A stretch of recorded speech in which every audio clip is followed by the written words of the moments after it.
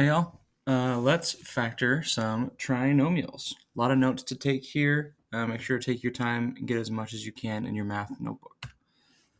A trinomial is an expression that has three terms here. We can see x squared, x, and then no variable here. Those are three separate terms. Okay, we've been talking about polynomials.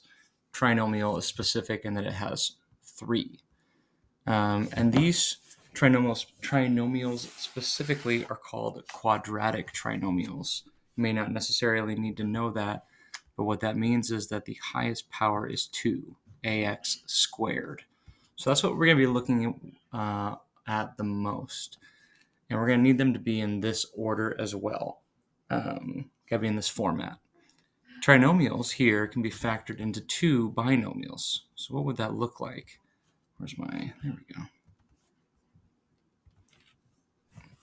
Binomials, right? We're going to see like two parentheses, and then you're used to seeing, 9x plus 1, and then x minus 4. And we've been working on double distribution, FOIL, using the box in order to distribute those. But instead of going from here to here, we're going to reverse that order. There are a few, and we'll talk about one today, that the polynomial cannot be factored, and those that cannot are called prime polynomials. And when you write that in as an answer, you'll write, this is a prime polynomial. And we'll get into more of that later on. All right, let's continue.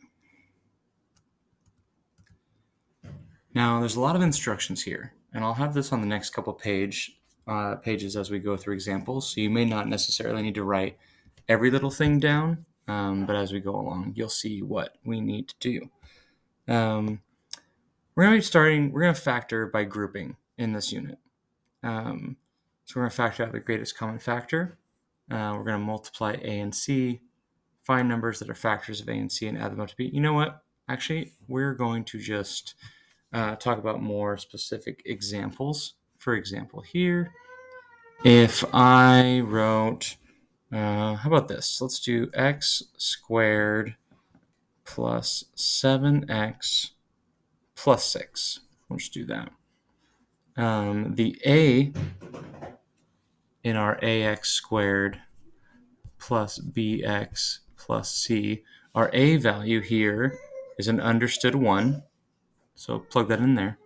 Our c value here is that 6. 1 times 6 is 6. Our b value, that's the second one, here is 7. If you've been in class, we've been playing this game where we're going to add the bottom numbers. The two numbers on the side should add to get b, and they should be multiplied to get 6 up here. Here, this is an easier one to start, and we'll get into more of these examples, but we do know that 6 times 1 is 6, and 6 plus 1 is 7. So what that looks like down here when we split it up is literally dividing these two into 6 and then a 1 here. I know, there's a lot of information, but that's where we're going to be pulling these values from. Is that ax squared plus bx plus c. Let's go to the next page, and within this, hopefully an example will help. Here we want to factor x squared plus 5x plus 6. Once again, we don't see the number 1 there, but we can assume there's a 1 there. God, it's a terrible 1.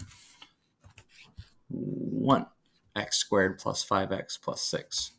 So if I'm filling in, my a times c is 1 times 6, which should equal 6, and my b value is 5. Here there's no greatest common factor. Sorry, forgot to check that off the list. Multiply a times c, find numbers that are factors of a and c, and add up to b. So, what are my factors of a and c? Well, if I take 6, I know there's 1 times 6, and I know there's 2 times 3. Fortunately here, 2 times 3 equals 6, and 2 plus 3 equals 5. So I'm going to put 2 here and 3 here. Okay, now I've done my A and C that add up to B. I've plugged in and I've completed my X there. All right, so now I'm going to split B. Split B into two factors. Instead of 5x, I'm going to have 2x and 3x. My 1x squared stays out here. X squared, this is positive, so plus 3x plus 6. Now I need to group the polynomials into two groups. That's going to be this right here and this right here. Now you may be wondering why I did that. And it'll make more sense as we go along. But we definitely need to divide those two. And we need to keep that positive with the 3. Now we're going to factor each group using the greatest common factor. Let's move this over here. Here on the left, we have x squared plus 2x. Both those things do contain the letter x, although 1 and 2 don't have anything in common. But we can remove an x from both those, keeping an x in the middle and plus 2 inside the parentheses. Next, we have 3x plus 6. 3x plus 6 does not have an x in both, but they both are multiples of 3. So we can remove the 3 and have x plus 2.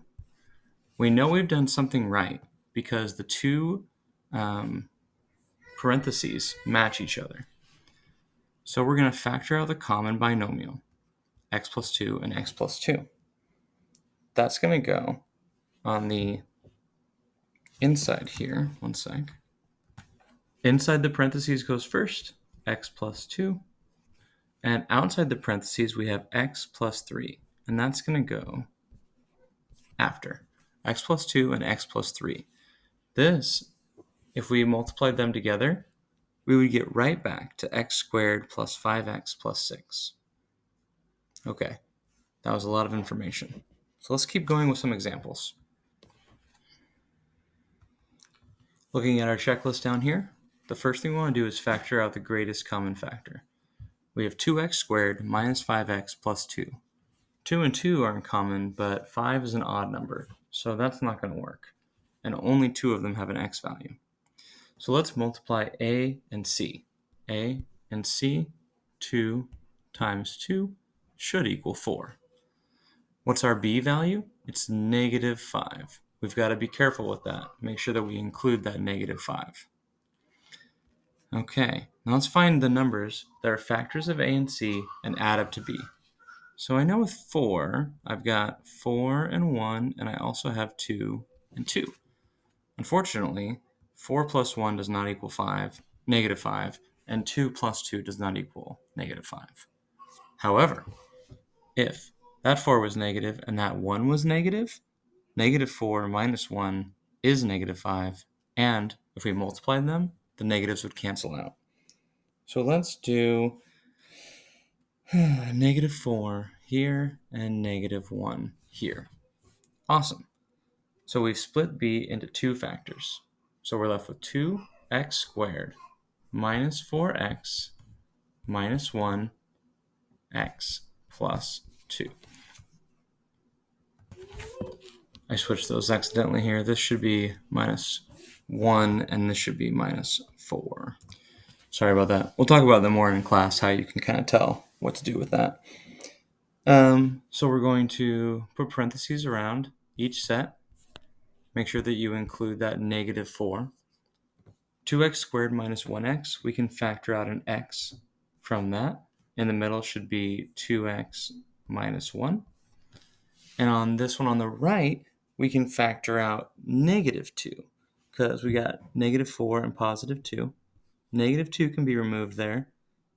We want this to be positive now, and we need this one to be negative because negative 2 times negative 1 is positive 2.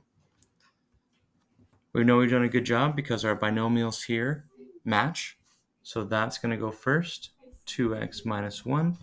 And on the outside, we have x minus 2. If we were to multiply these together, we would end up with our example on top, 2x squared minus 5x plus 2. Moving on to a third example, factor 6x squared plus 26x minus 20. Here, we actually can factor out the greatest factor. How do I know that? Because all of the numbers are even. So I can instantly remove 2 from everything we see, leaving us with 3x squared plus 2 times 13 is 26 minus 10.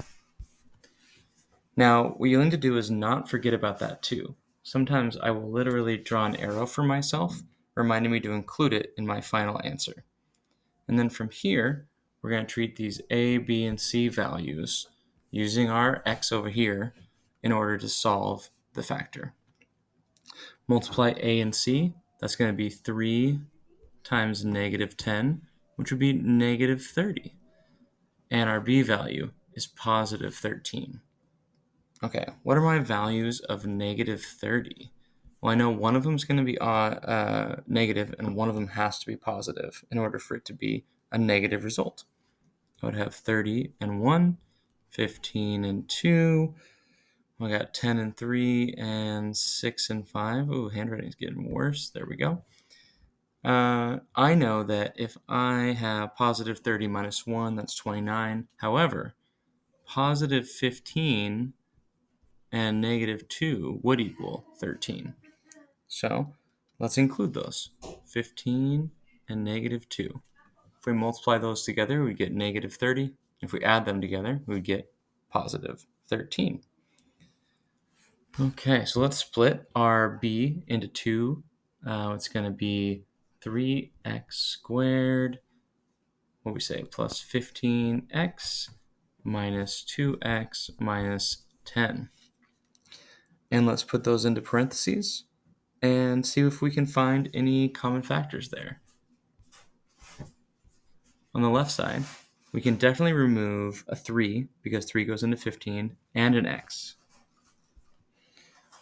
3x multiplied by x plus 5 on the left. On the right, we've got negative 2x minus 10. I think we can remove negative 2 from both sides there and end up with x plus 5. And look at that. Our binomials match again. That's awesome. So what we're left with here is the 2 from up here. We got to have that included. And then we do our inside binomials, x plus 5, and our outside binomials, 3x minus 2. This is our final answer for factoring the above right here. 6x squared plus 26x minus 20 can be factored to 2 times x plus 5 times 3x minus 2. Let's go to one more example problem. 3x squared plus 18x plus 2. All right, checklist here. Factor out the greatest common factor. 3, 18, and 2 don't have anything in common because 3 is odd. And yeah, 3 doesn't go into 2 evenly. So nothing there. We multiply a and c. That's going to be 3 times 2, which should equal the number 6. And on the bottom for a b value, we have 18. All right, so our factors of 6 are 6 times 1 and 3 times 2, or 2 times 3. There isn't any way for us to, using these two numbers, 6 plus 1 equals 7, 3 plus 2 equals 5. If we make them negative, that gets us further away from the number 18. We can't make any of these add up to 18. Therefore, these cannot be factored. This is a prime polynomial. A prime polynomial. And this would be how you would show your work for that. All right. Thank you all so much. We'll see you in class. Here is the try it problem.